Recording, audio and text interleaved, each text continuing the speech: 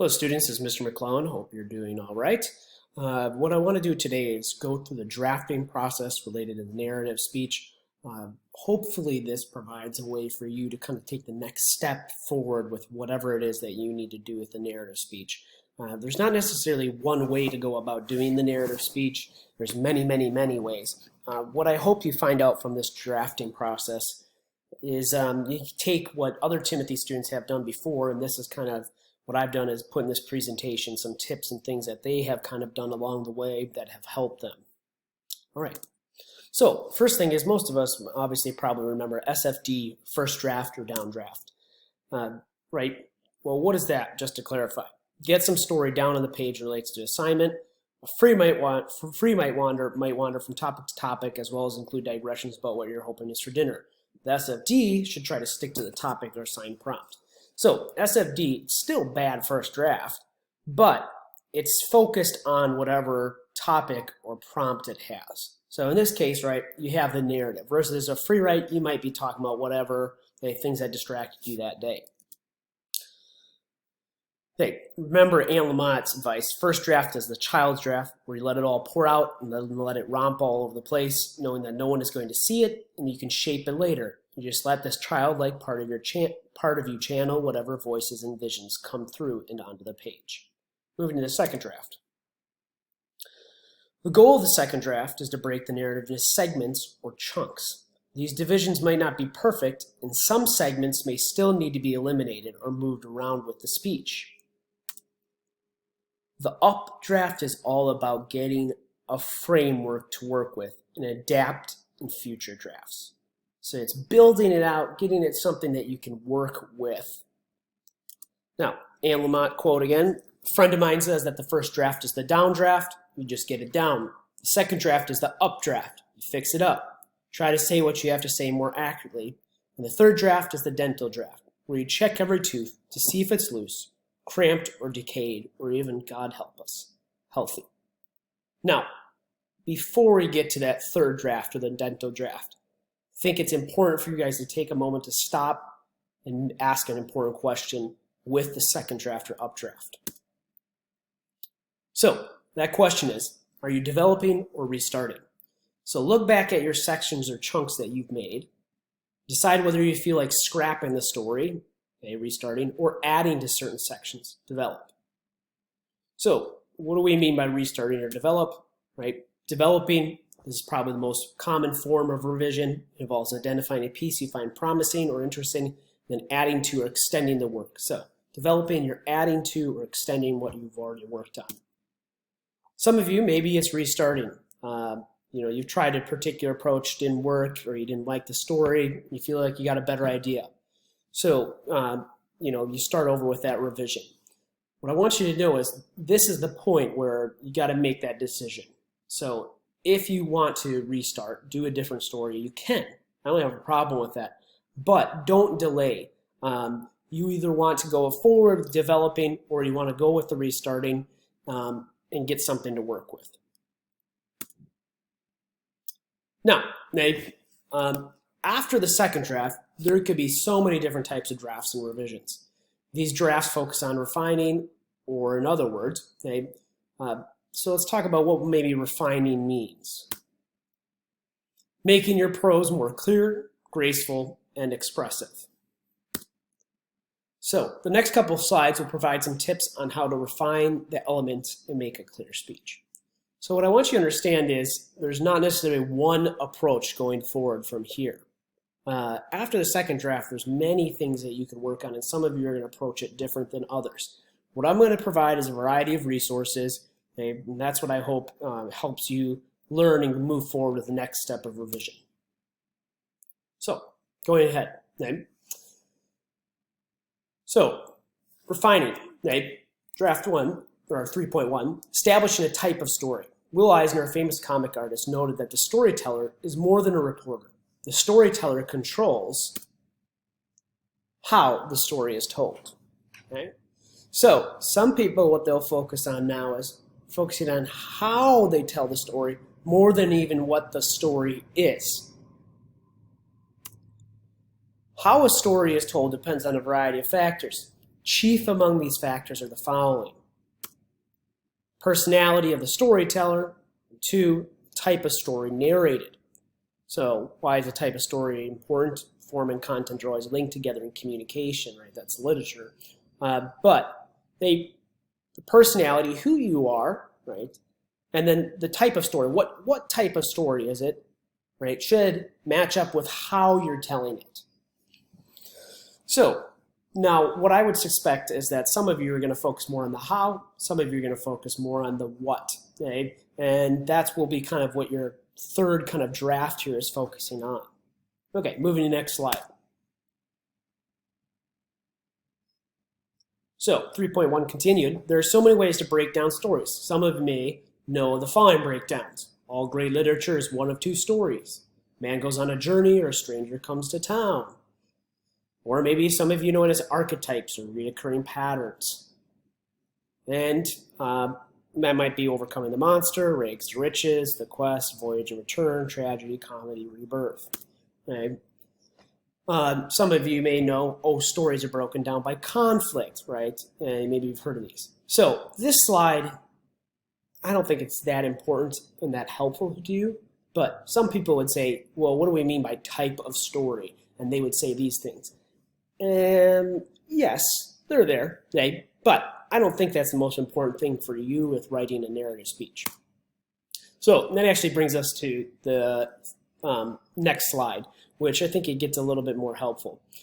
So I found a few other kind of more ways of thinking about types of stories helpful with a narrative speech. And so what I did is I posted kind of 3 links here, and I'd like you to click through them, read through them, and they might help you generate some ideas for what kind of how you need to narrate or set up your story or go about it. So once again, those are some resources there for you. All right, 3.1 continued. So also, different way of talking about types of stories is Will Eisner's way that he talks about it. He tells us telling stories to instruct, telling a plotless story, telling a how-to story. Right? And I would say all of those I've seen within some narrative speeches that students have done in the past.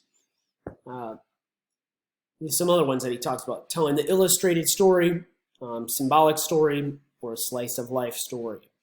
So all of those I have seen before. Now, some other common types that I maybe see with narrative speech or people see often with it is rites of passage, institutionalized, wishes and curses, underdog, meta, so meta's commentary on it.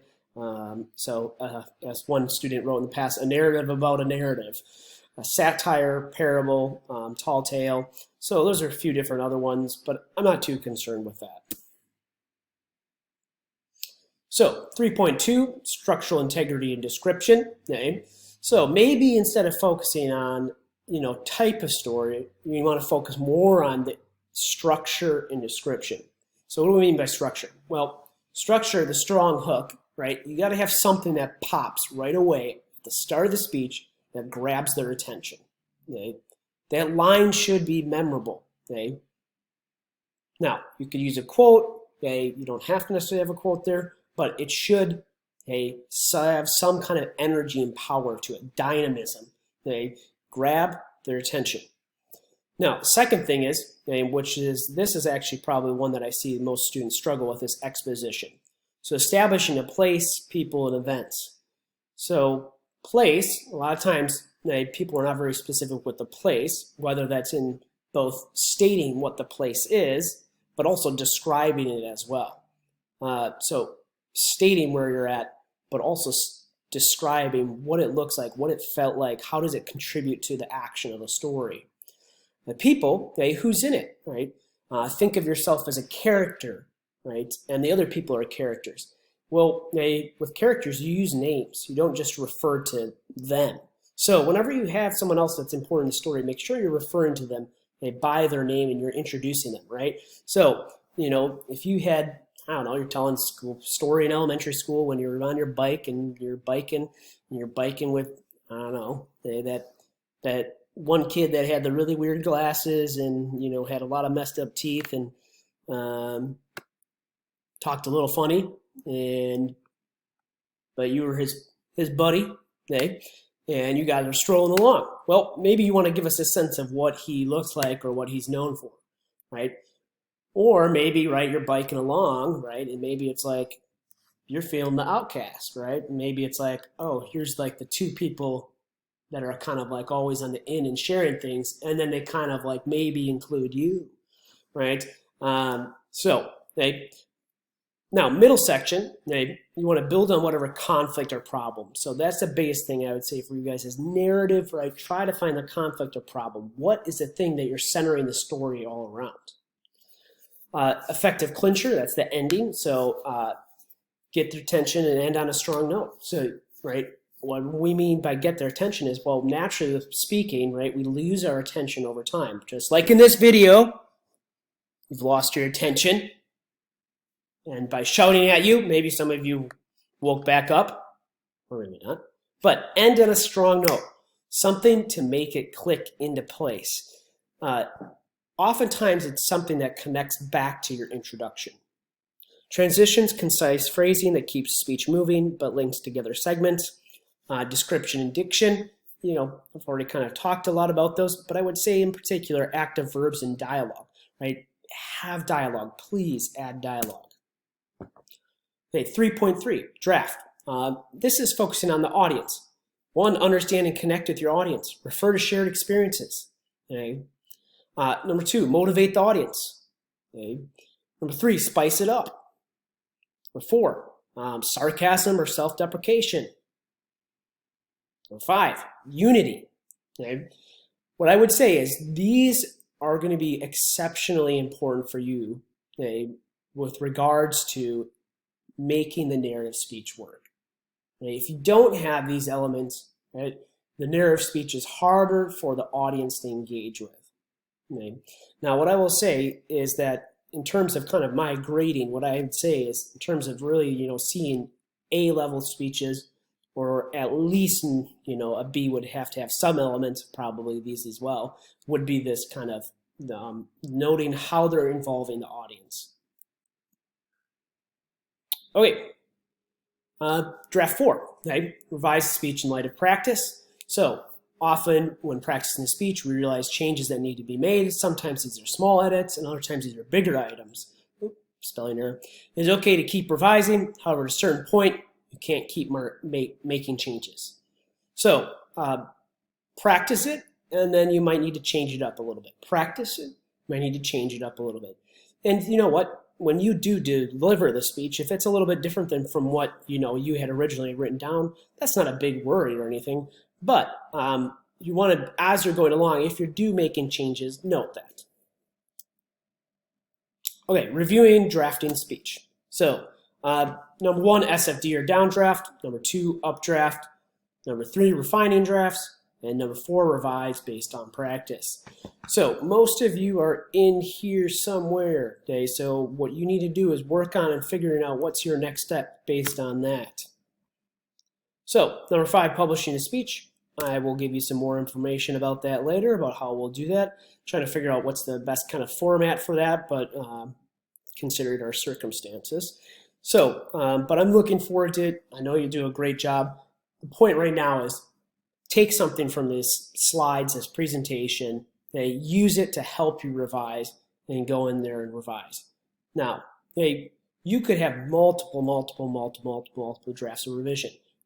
Some of you might just sit down and say, I got 30 minutes. I'm just going to work on right now, seeing what I could do, for my introduction. And I'll work on that, or maybe my exposition, and you work on that. So what I would recommend is always make that revision goal for you whenever you're working on the narrative speech. All right, thanks. Bye.